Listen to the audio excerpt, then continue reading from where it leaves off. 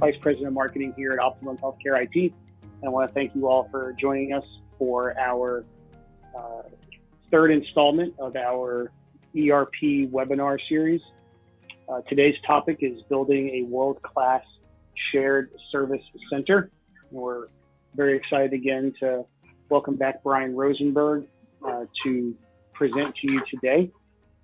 If you have not had an opportunity to view our previous webinars, you can find those on our Vimeo channel. At this time, I'd like to introduce Brian Rosenberg and allow him to go through today's presentation. But Brian has 20 years experience in ERP software selection and implementation. He's a recognized industry expert. He's worked some of the largest shared service operations in healthcare, including Dignity Health and Catholic Health Initiatives, St. Joseph Health, etc. So he is considered industry expert on this topic. At this time, I would turn the webinar over to Brian and allow our presentation to begin. Brian, take it away. Thanks, Laurie. Thanks, everyone, for joining us today. We'll give an overview a little bit about just some of what we'll be talking about during the course of this presentation. And I'd encourage everyone to feel free to ask questions and put questions in the chat box as we go. Anything you'd like to hear talked about in more detail, and I'd be happy to cover it either during the presentation or at the end. As Laurie mentioned, I've been involved in the design and build of shared service centers, primarily around ERP project deployments, and as many healthcare organizations switched over to new ERP systems after Y2K, many of them started to explore shared service environments. I was involved in the ERP selections, implementations, and as part of that, shared service design became a key aspect of many of those projects that I did. I was involved in some of the early ones that were in healthcare and have been involved in some of the biggest ones, as was mentioned, capped off by Dignity Health, which did their shared service centers after the ERP deployment and was involved in rolling out shared services, that organization, over an extended period of time. So this gives a quick overview of some of the roles that I have had in those projects, my team has had in those projects, and looking at developing a business case, looking at outsourcing opportunities and the pros and cons of that, design of process change management, and many other aspects that ultimately lead to many of the recommendations that we'll be talking about today. So goals for today, imagine that from the attendees are probably going to be a mix of people who are not currently in a shared service environment or considering transitioning, and others who are in a shared service environment who are interested in ideas about how to make that shared service environment run more effectively. And so I've tried to design this content to cover both scenarios and give you a good general overview about what makes an effective shared service center. I'll talk about some aspects about transitioning the shared services as a part of that, but certainly those are in each area. I could go into those in significantly more detail at any point in future webinars or in questions that you may ask. And overall, with any webinar like this, where I've got attendees who are from organizations different sizes and want to make sure that everybody gets something out of it, so I try to provide a good general overview and certainly can refine what I talk about based upon your comments and questions. So when you're looking at the trend towards shared services, that hospitals are looking at ways to reduce costs associated with transaction processing. With every aspect of our running the business, obviously cost is a big aspect of some of the challenges in our industries to get costs down. And ERP systems really have made the where less important. As a result, it opens up possibilities for outsourcing, for offshoring, and for centralizing in shared service environments is a lot of what we'll talk about today. In addition, regulatory and audit concerns have become more significant, and as a result, it's more and more challenging to be able to run run more effectively in a decentralized environment. And when you look at it, if you're in a financial shared service center, for example, there's challenges with taxes and employee property and other issues. In an IT shared service center, you've got just economies of scale that wouldn't exist in a decentralized environment. So there's many different aspects depending on the particular type of shared service we're talking about, where where there's going to be a difference in the exact implications, the exact reasons why it's important. But a big reason why the trend has been there is because of the need to consolidate functions to save money, as well as the need to have these functions be able to run more efficiently. As we talk about shared services, we look at transaction-based, which is financial and procure-to-pay shared services, more expertise-based, something like IT, where you're centralizing it because you're not going to have the ability to have that expertise in every single location. And then other things might be strategy-based, like sales or market research. Focused more on the first two, and most of my personal experience has been involved in transaction-based shared services as well as information technology and human resources. But many of the concepts apply to all of these, and I've been involved in strategy for many different aspects of shared services over the years. When you look at some of the common benefits that people expect to get out of a shared service operation, the most obvious one is FTE savings. There's not always FTE savings involved in one of these projects. In most cases, there are. Sometimes shared service is done for the other reasons, the controls and the consistency. But in most cases, FTE savings is going to be a part of the goal. And it's going to be supporting the ROI of a project. Often in an ERP implementation, for example, we see a lot of supply chain savings used as a justification for purchasing an ERP system, and often those savings cannot be achieved if you have decentralized procurement, or they're more likely to be achieved if procurement is centralized. Maximizing the benefits financially, things like discounts, managing cash, controls. Again, it depends on the type of shared service center we're talking about, but many aspects of regulatory controls, auditing, claim property are just really hard to be able to do effectively in a decentralized environment, because you can't have the expertise in every one of those locations to do it right. And then consistency, and that's a really important part of an effective shared service center. But in a decentralized environment, you're not going to have the same level of consistency in the way things are done, which impacts the quality of service to the staff, and also your relationship with vendors and suppliers. And so all of that makes a difference in being able to have consistent delivery of services that you're providing. In a shared service environment provides a way for us to do that more consistently, more effectively. When you look at what are the common drivers for why organizations transition to shared services, we mentioned reducing cost is a big reason. And most of the cases where I've been involved, after an ERP system has been deployed, it has been specifically about either reducing costs or increasing controls. For example, I was involved in the design of one shared service center where they had actually had an issue of fraud in the organization, and that led to a decision to create better controls through the implementation of a shared service center. In other cases, what we commonly see is done as part of an ERP deployment, where consolidation of shared service to a shared service environment. It's an ideal time. It affects a lot of your ERP implementation decisions, and you're going through a lot of organizational change as part of an ERP implementation anyway. So there's sometimes the thinking of what's one more thing on top of that. In some cases, local staffing changes and challenges. You can't find the right people locally, or there is a transition where you lose a key person. All these are different aspects, and there's others here that drive a lot of these different types of projects, and can lead to the decision to go to a shared service environment. Some of the obstacles that commonly come up, that it does cost money to transition to a shared service center.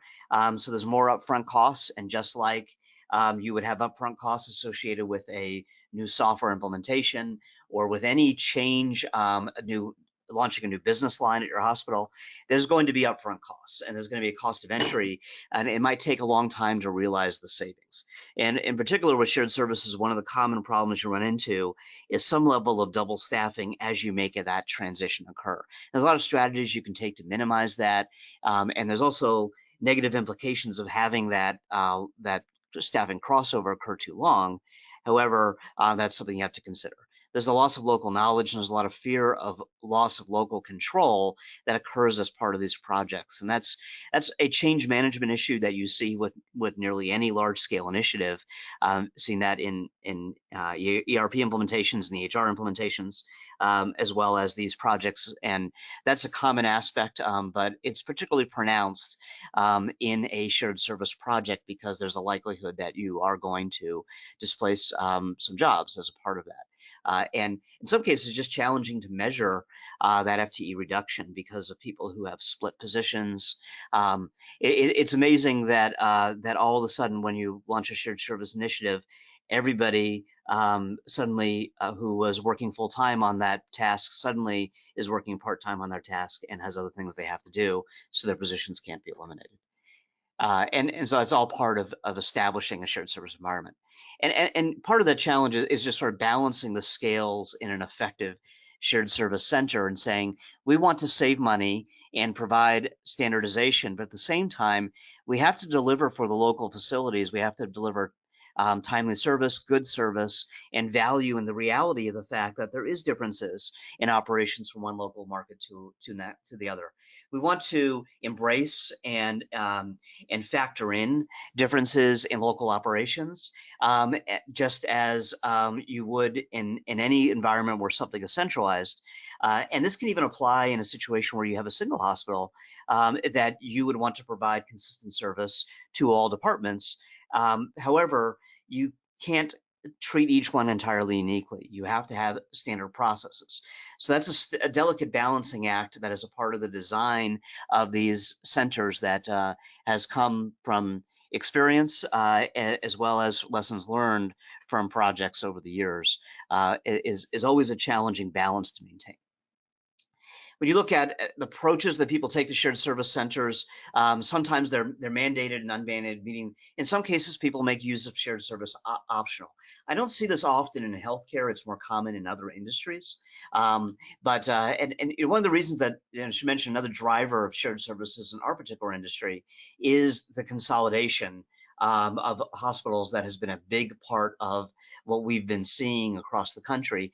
And as shared service, as organizations merge, their shared service centers change, or they go to a shared service environment in order to create standardization. And when you look at actually two of the shared service centers that I've been involved in my personal past, Dignity and CHI, they're in a situation where those two organizations are going through a merger. And so the questions are being asked about what happens to those shared service centers and how do they combine those operations. So that's all a common aspect about going to shared services. Do you charge for your services? I see that most often in an IT model than in financial or procurement shared service centers, but it is not uncommon. It is done in all those environments. And so, how do you charge for those fees? Is it service based? Do you base it? Do you incentivize particular behavior? Regional centers, interestingly enough, have been involved in design of regional centers. And in most of those cases, it's led to eventually going to a single center. But in some cases, those models have stood up over time. And then do you combine functions? And procure to pay has been a common trend to say, let's put accounts payable and purchasing and contracting all in one roof, for example. And so there's been an increased trend towards going towards combining multiple shared service functions into one. And in some cases, there are healthcare operations that take everything from IT to legal to contracting, all and put it into accounts payable and put it all under one roof. So those are all possible scenarios and approaches that can be considered. And also maybe a situation where in some of your cases, you may have some of these functions centralized and others not. And so one of the questions that comes up is who owns that function when you go to it. And so in some cases, they'll all report into a shared service center leader. And in some cases, they'll report independently into the into finance or procurement or whoever the case may be. So some of the challenges in transitioning to shared services and lessons learned over time, from a change management perspective, shared services, I've been involved in ERP implementations in I took a short break from ERP and did a very large Epic implementation recently, and have been involved in shared service deployments. And all of these lead to significant organizational change. I think that in shared services, the change management is probably the most challenging of all of them, because it is most impactful directly on jobs, or at least perceived to be, because in some cases it hasn't been as impactful as people thought it would be. Staff is going to be reluctant to let go, and one of the things I mentioned, if staff locally stick around, in some cases, I was involved in one where staff locally became troublemakers, and they started looking for problems and creating problems for the shared service center. You get into challenges of partial FTEs.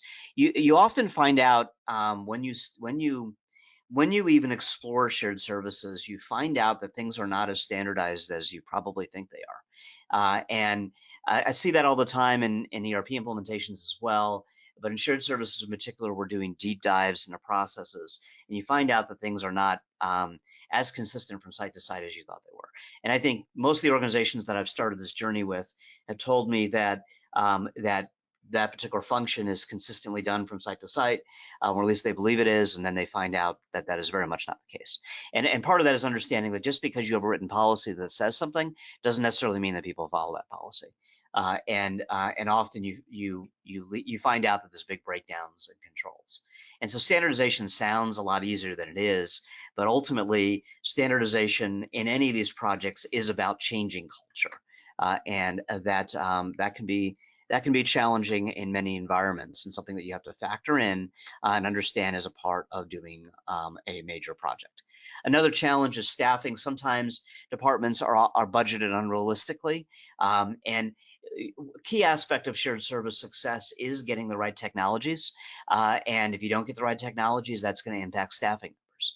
One of the very first shared service centers that I was a part of, we had designed the shared services based around having a particular group of technologies, and they didn't end up purchasing those technologies. And I was brought back in later on to help to turn around the shared service center. And the biggest challenge really was that when these decisions were made to eliminate these technologies that drove a lot of efficiency, that there wasn't an increase in staffing as a result. And ultimately, the decision was that buying the technologies in the first place was the right thing to do, and they went back and implemented those technology solutions.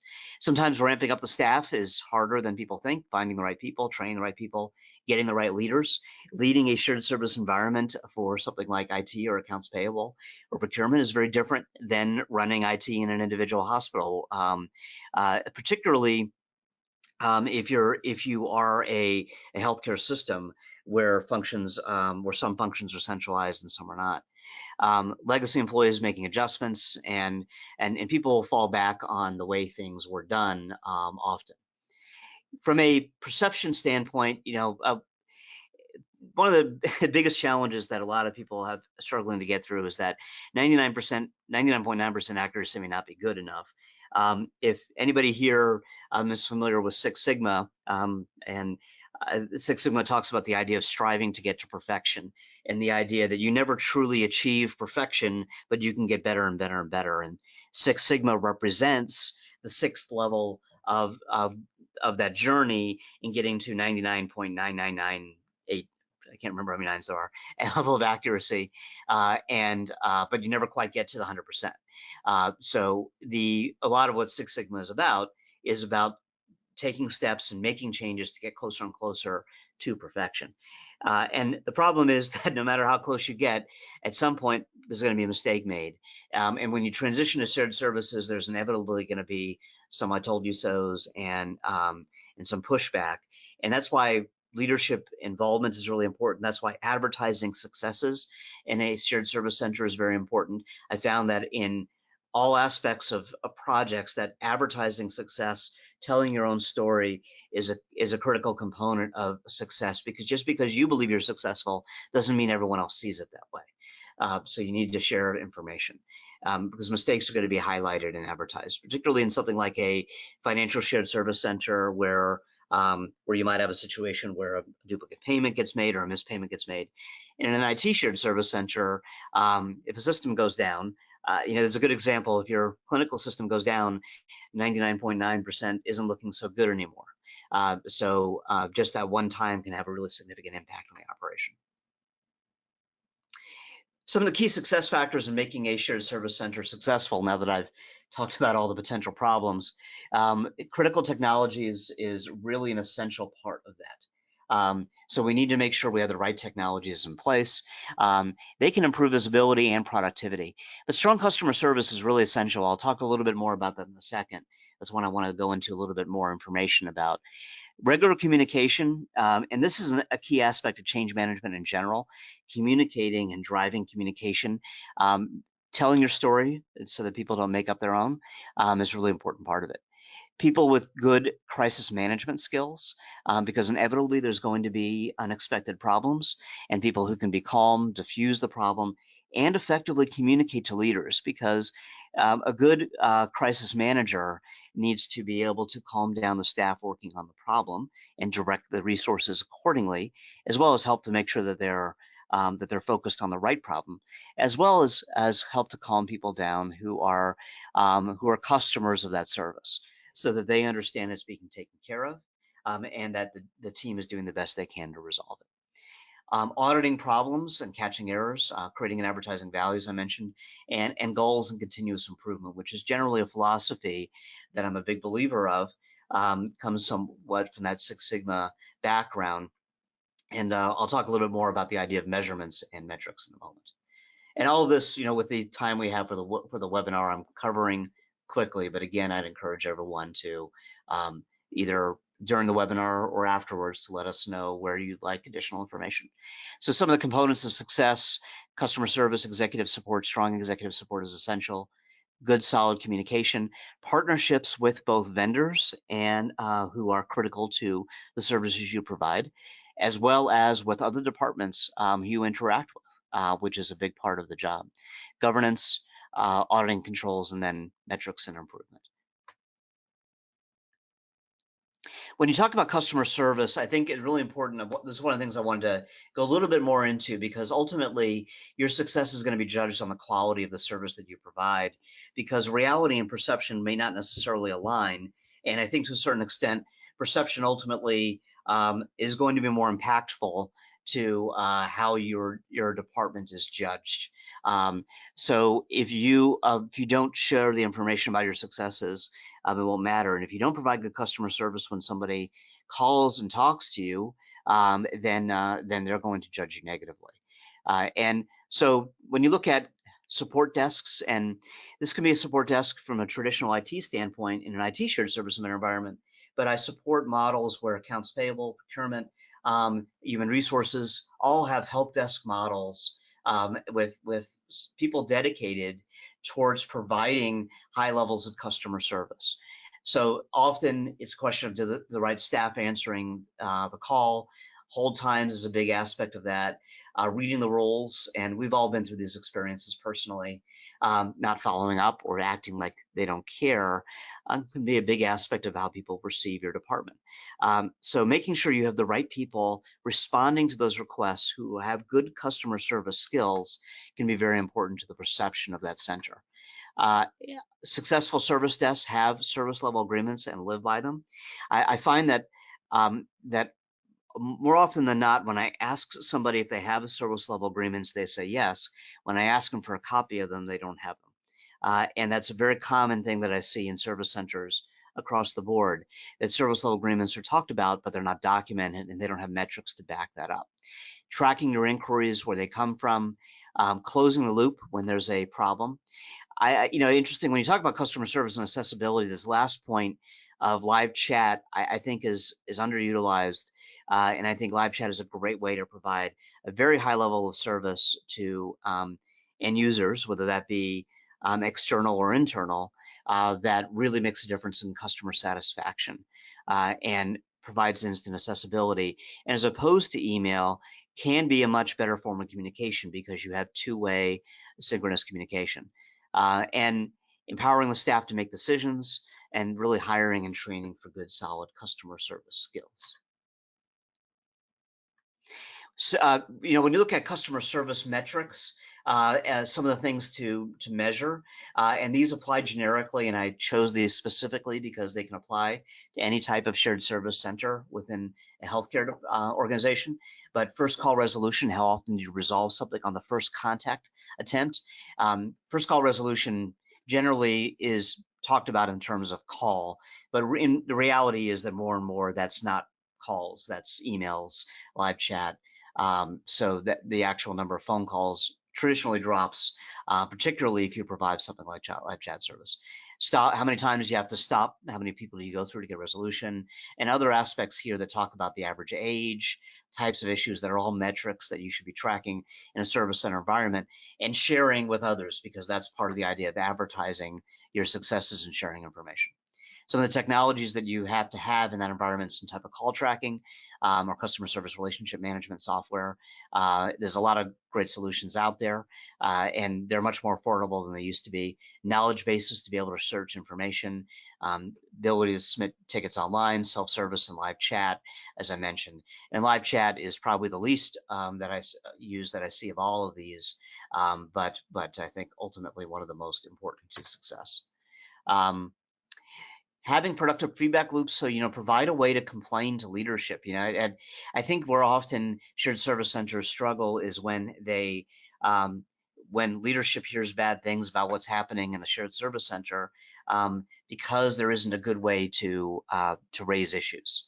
So have user groups, have calls where you give people the opportunity to raise concerns, encourage them. One thing I believe in all my projects is giving people my personal contact information and encouraging them to contact me. And sometimes people say that's crazy, but even on ERP deployments and Epic deployments, I've done that where I told everybody in the hospital that if you have an issue, you can call me, and that really helps to raise confidence. And it doesn't actually lead to that many phone calls, because to a large extent, people are respectful of the fact that you're offering your time.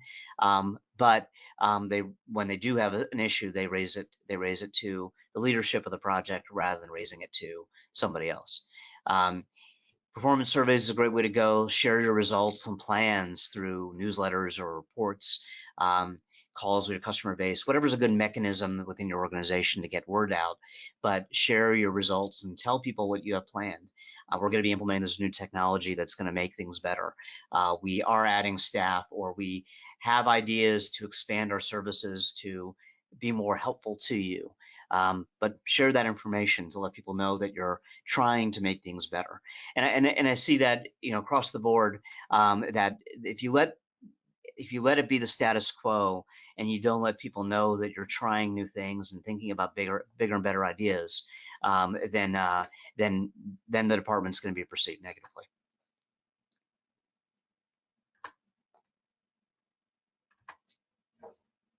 There we go. Okay, so if you're going towards a shared service center, is some of the steps here. If somebody's interested in exploring shared services, I can go into this in a lot more detail, but there's a methodology that we have for that: exploring, planning, building, transitioning, and optimizing the center. And talking, a lot of exploring is determining the business case, the resources that are necessary, developing a charter for the project.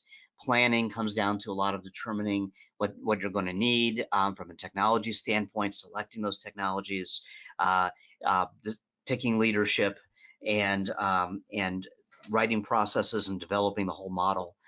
Building it out, then transitioning over, which in shared services, sometimes that is a rip the Band-Aid off, do it all at once, and sometimes it's a slower deployment model.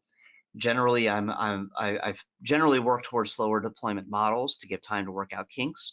But in many cases, you might be under the gun for a particular timeline, or you might be in a position where there's other strategic reasons it makes sense to do it faster. And so I've done it both ways. Traditionally, when we see it being deployed with an ERP system, it tends to be dependent upon the ERP system timelines, and we just follow along with that.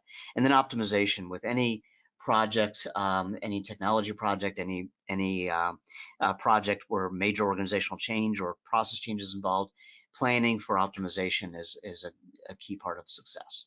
Considerations: you be realistic in your savings projections.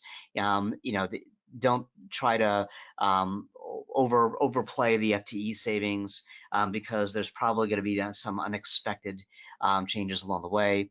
Clear responsibility matrices about who does what in the future state are really important, and using representative cross section of people in the analysis, making sure that that you're not just choosing a couple of supporters. I tried in most of these deployments to talk to people from every site as part of the analysis. If that's impractical for whatever reason, then we try to get a good solid representation. It's good to have conversations with as many people as possible to get them bought in that represent the larger scope of services that your organization provides that would be impacted by the shared service transition.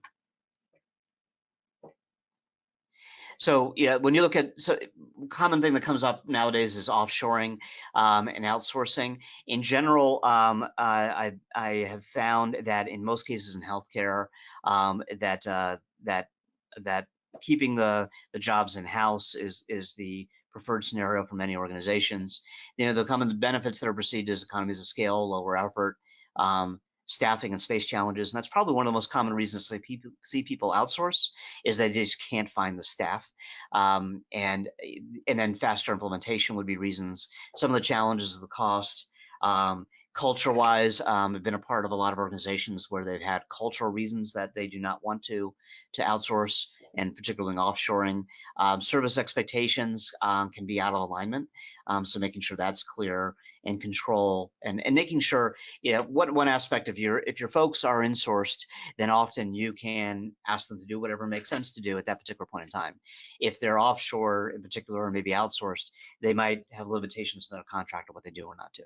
So it's important to be very clear and have your eyes open about what it is that your expectations are, and to make sure that your vendor and you are in alignment about who's doing what, so that you're clear about what the expectations are.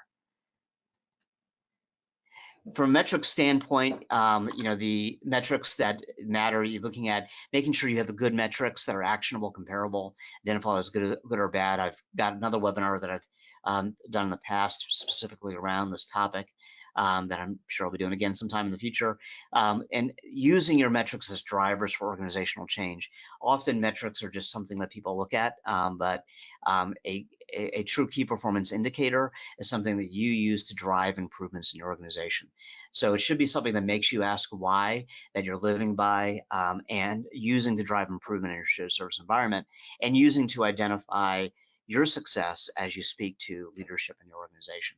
And I can share, depending on your specific shared service environment, many examples of different types of metrics that make sense and have commonly been used by shared service centers in healthcare.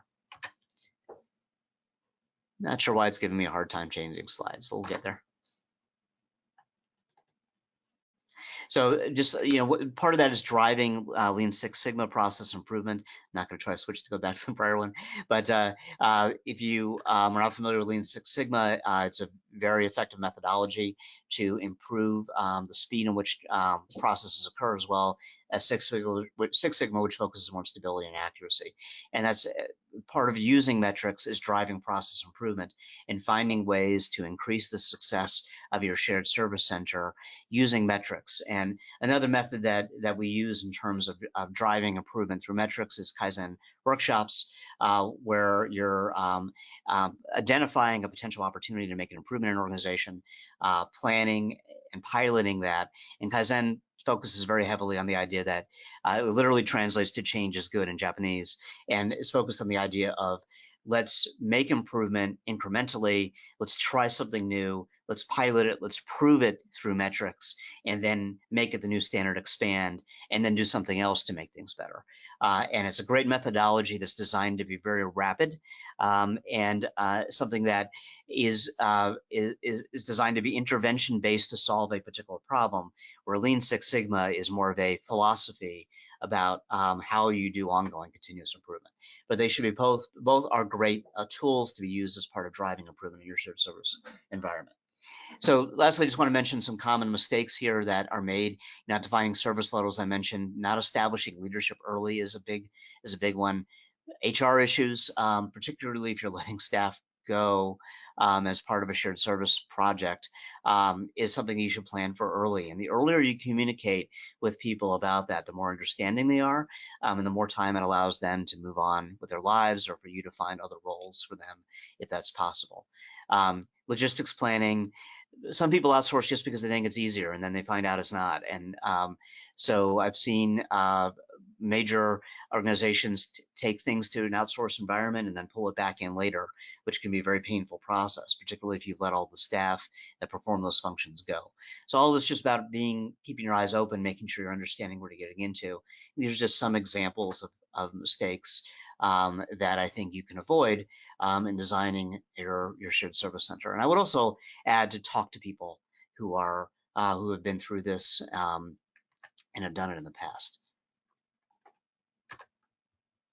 And we'll make one more attempt to switch the slide here. And so while I'll do that, I'll go ahead, and it seems to be stuck here, but I'll go ahead and take this moment to open up for questions. The last slide that I had just talked a little bit about some of the services that we provide in this area. But this is a big topic that covers a lot of different things. I want to go ahead and give a few minutes for anyone to ask any questions they'd like to ask. Go ahead and put it in the chat box. And of course, you're always welcome to reach out individually as well, if it's something that you'd prefer not to discuss in the open forum. Thanks, Brian. Appreciate that. I apologize. It looks like we had some network connectivity issues towards the end there, which was causing some issues with changing the slide. So if anybody has any questions, though, and they want to drop it into the questions box, please take a moment and do that. Brian's happy to answer any of those questions for you.